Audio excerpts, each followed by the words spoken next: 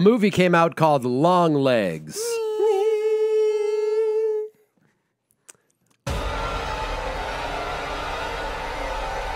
We saw the movie with our eyeballs. called Longlegs.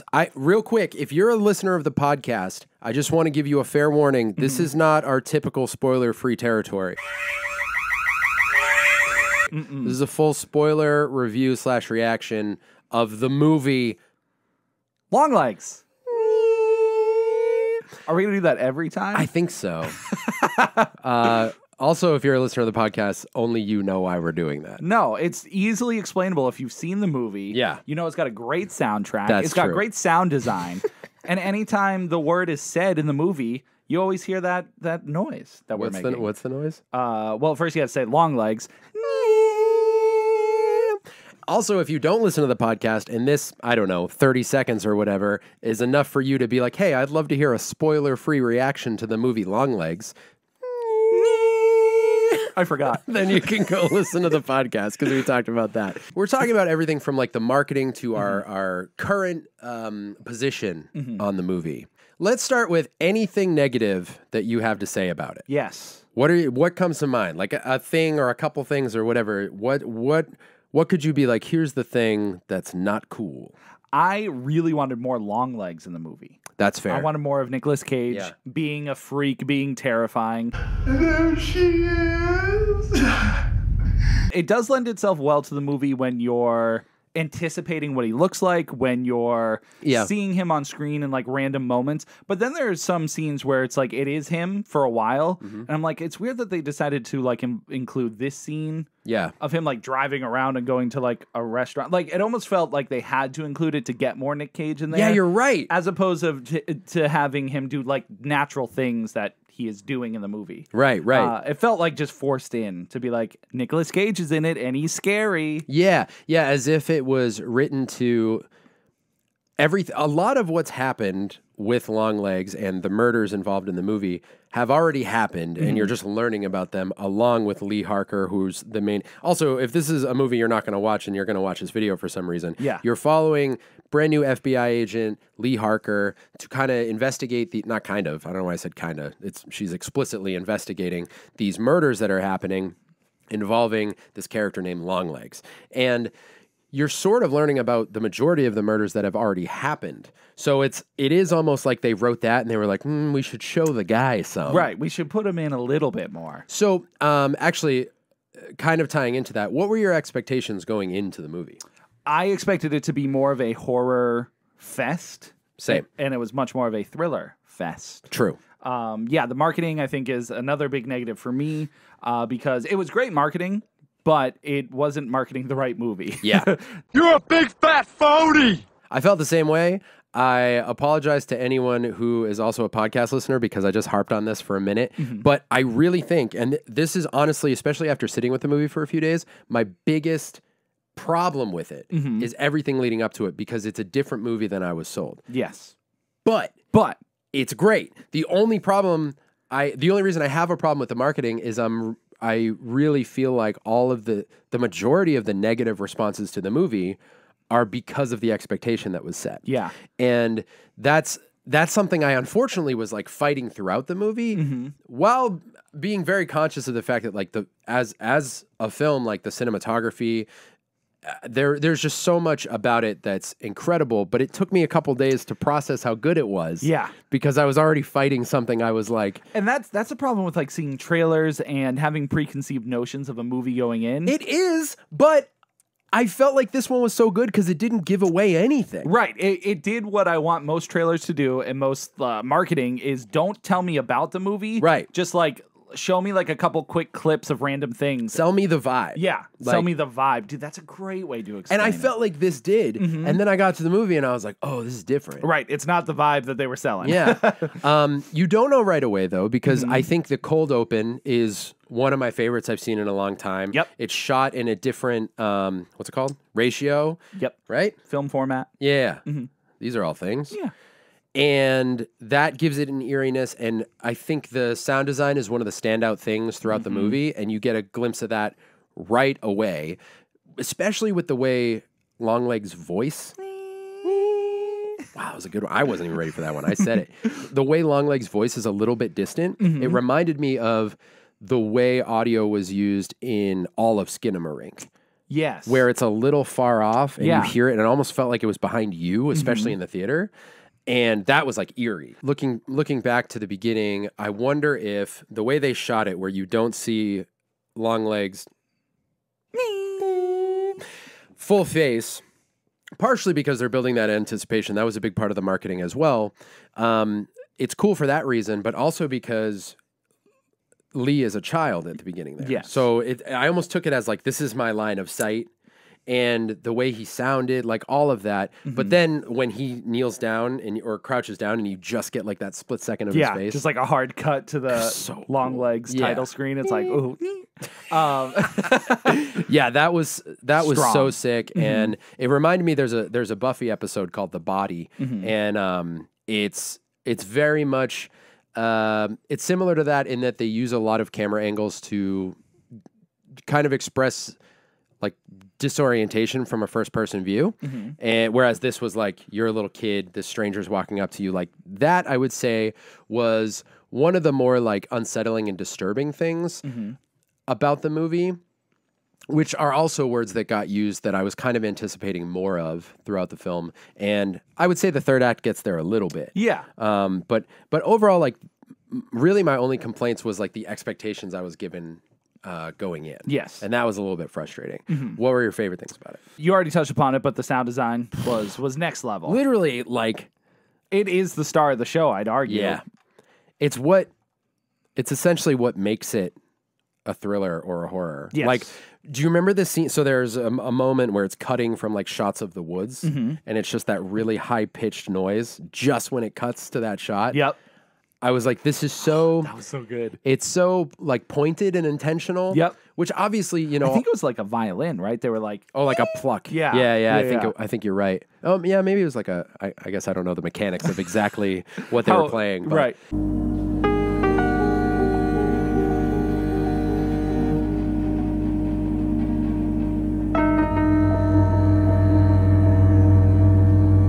Obviously, all scores and... Can you hear my ice rattling? Oh.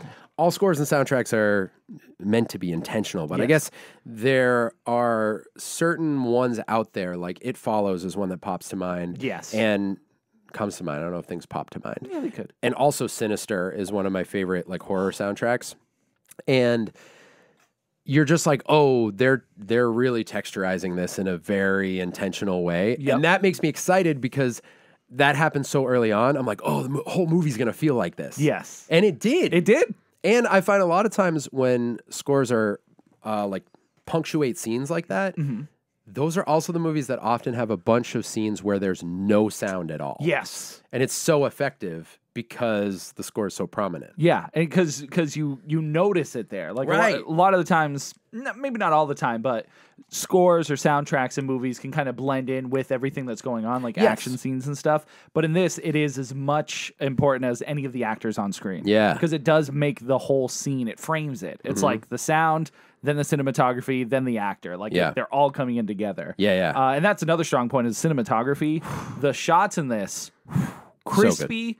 The use of wide lens to give you a sense of like being uncomfortable and being tense because you've seen it in a million movies before and you're like, oh, something's gonna show up, and you'll sit there for 10 minutes watching this character like unravel a mystery while you're on this wide lens, and there might be things in the background, there might not be. One thing I noticed throughout my viewing of the movie were hidden devils that kept showing up. Yeah, I was looking for something in the background and I didn't see it until you pointed out what it was. Yeah, if you go and watch the movie, or if you've watched it and plan on rewatching it, Which I want to see it again. yeah, absolutely. There are I've counted at least 3 to 4 different moments where you could see the shadow of the devil that's represented in the movie.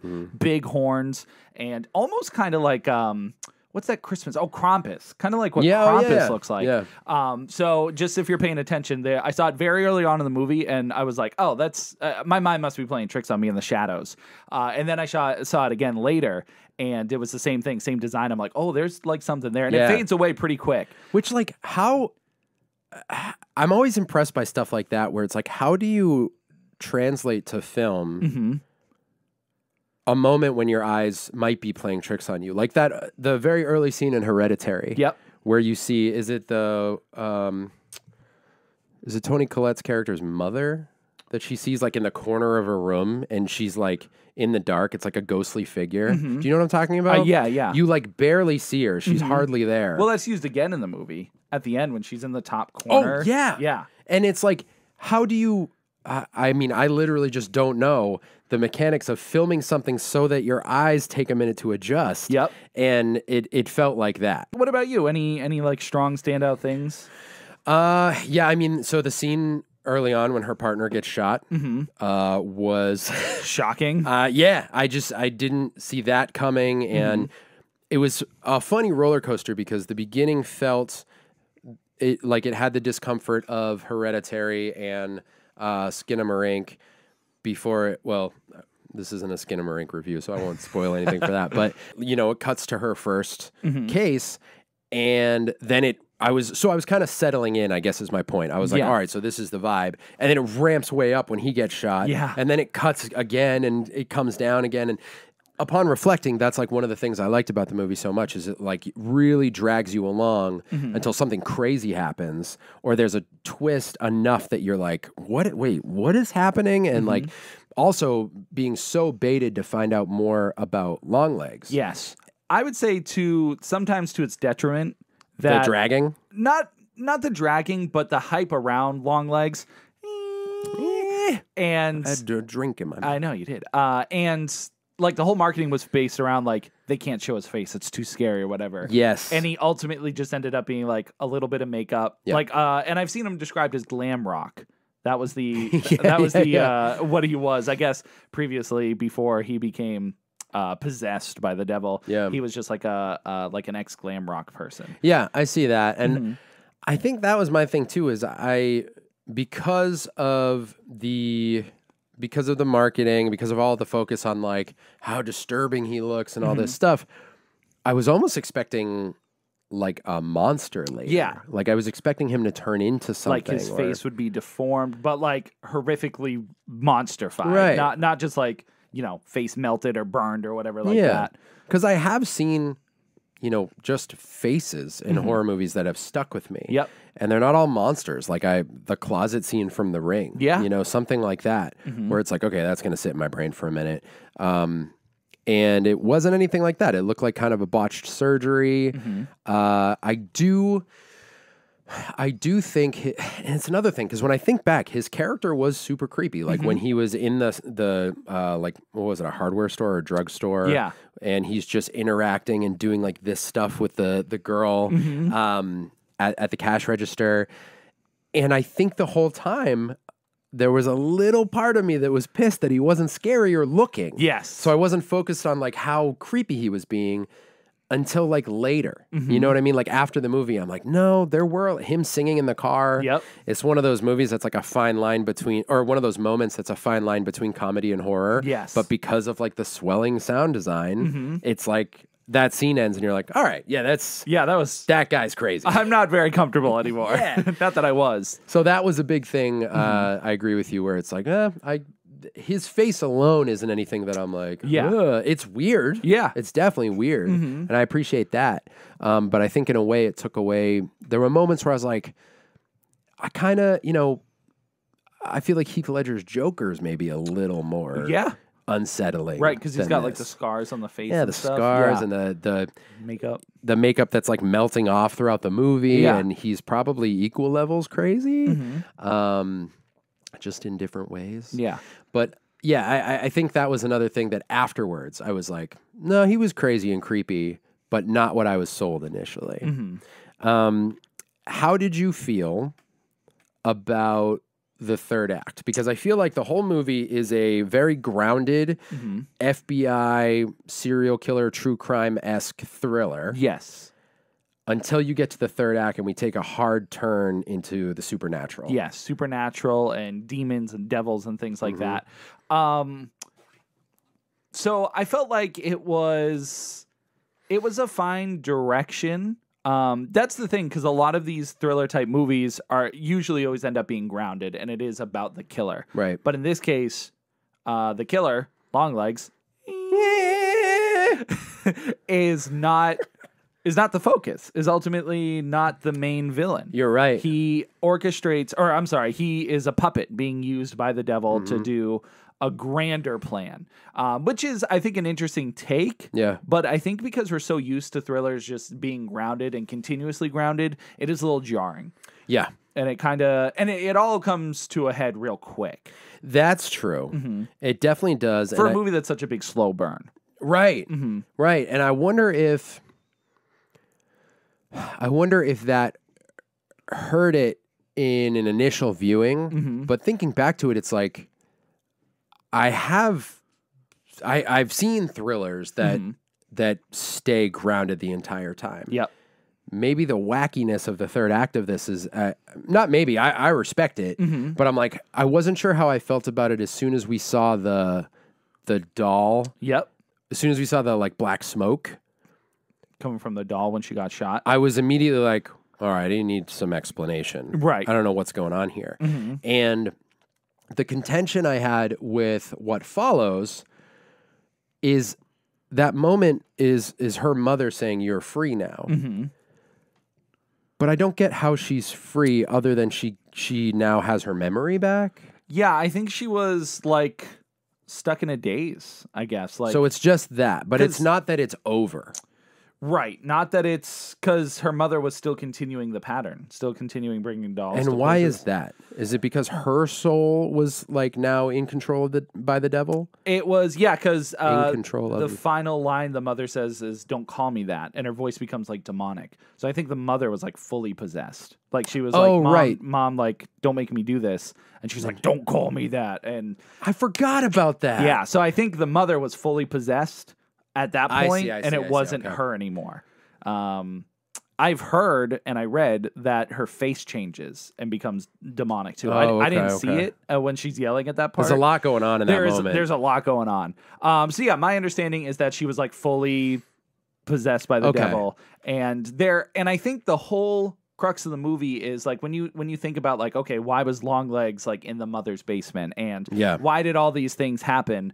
I think it all ultimately leads to just the devil having fun. The humans are his toys, and he's just like doing a big what the devil does, just like crazy games to mess with one person. Right, and I guess that would be my next question was going to be, why does the mother then immediately go to Lee's friend's house? Yes. Like for the birthday party.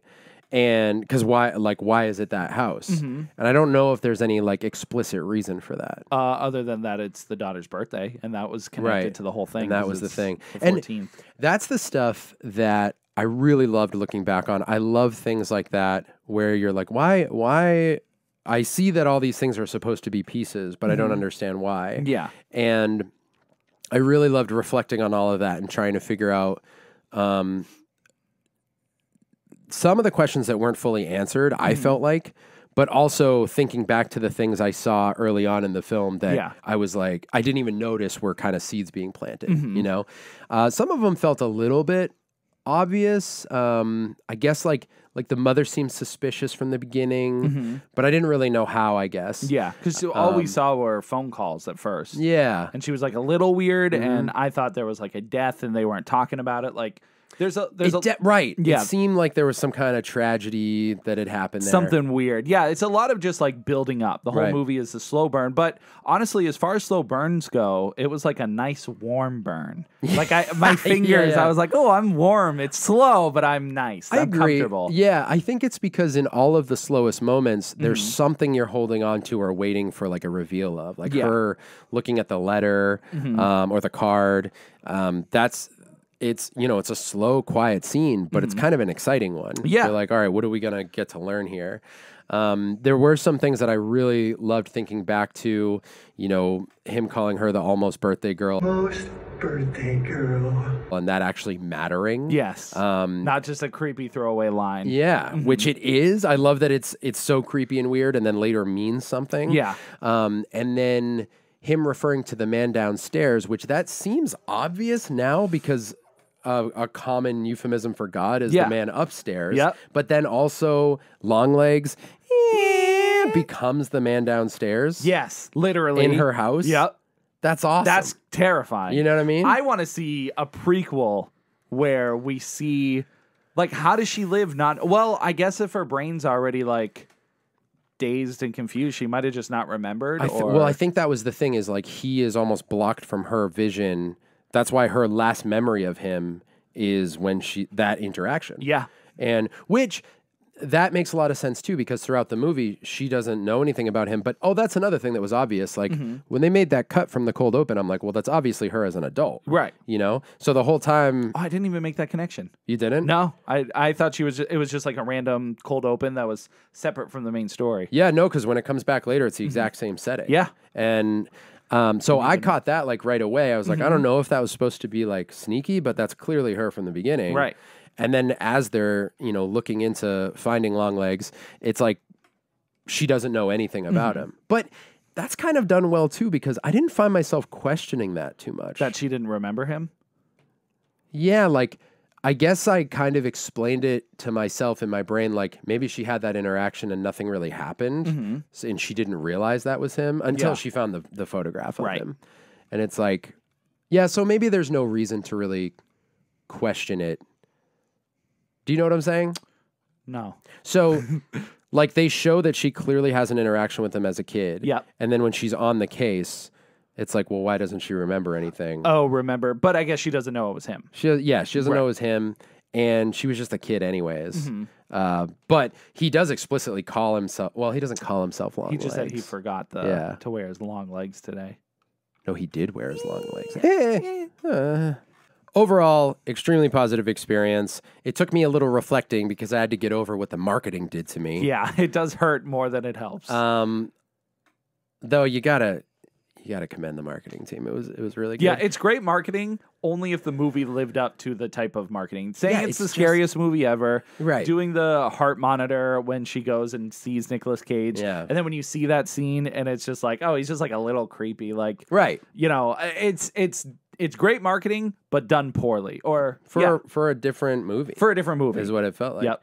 And again, I mean, I guess the other thing worth mentioning again is like, it depends on your scale. So depending on what kind of scary movies you watch, this could be super disturbing. I mean, the finale is disturbing. Yes. I mean, you're seeing, and it's weird because it's comedically disturbing. Like I forget his name. What's her partner's name? Or not partner, but the agent.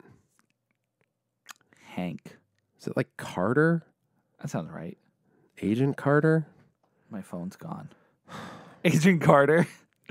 I don't know. Put it here with an asterisk. Yeah. You're watching him basically tell his wife he's going to take her in the kitchen and murder her. Yeah. And then he does that. Yeah. And then Lee shoots her own mother in the face. That could stick with you. It's pretty intense. It's pretty intense. But I still think the Hereditary ending, I know that it stuck with me longer. Yeah, I mean, in recent years, there hasn't been like as many movies that hit super hard with like a lasting factor. And this one definitely did. Yeah. I'm still thinking about it. But something like Smile, not that it had a crazy ending, but it was super just like, whoa. Barbarian too. Yeah, Barbarian. Was another one. Beau is Afraid is another one that... I still haven't seen that actually. Yeah, that one's got a pretty just like... that was a movie I just watched. Yeah.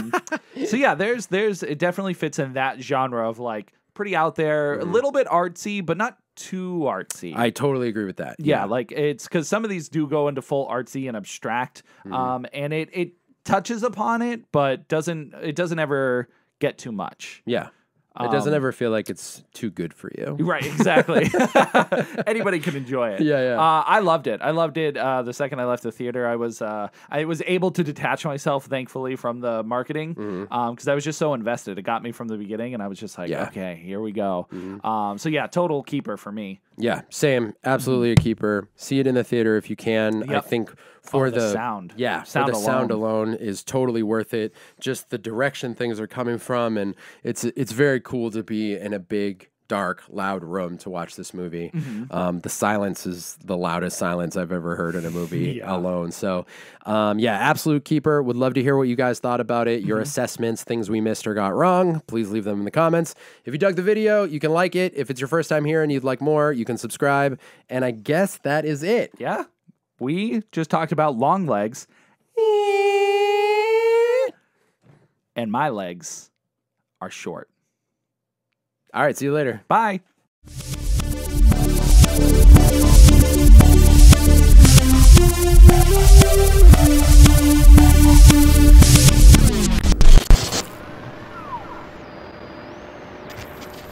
Not once, not twice.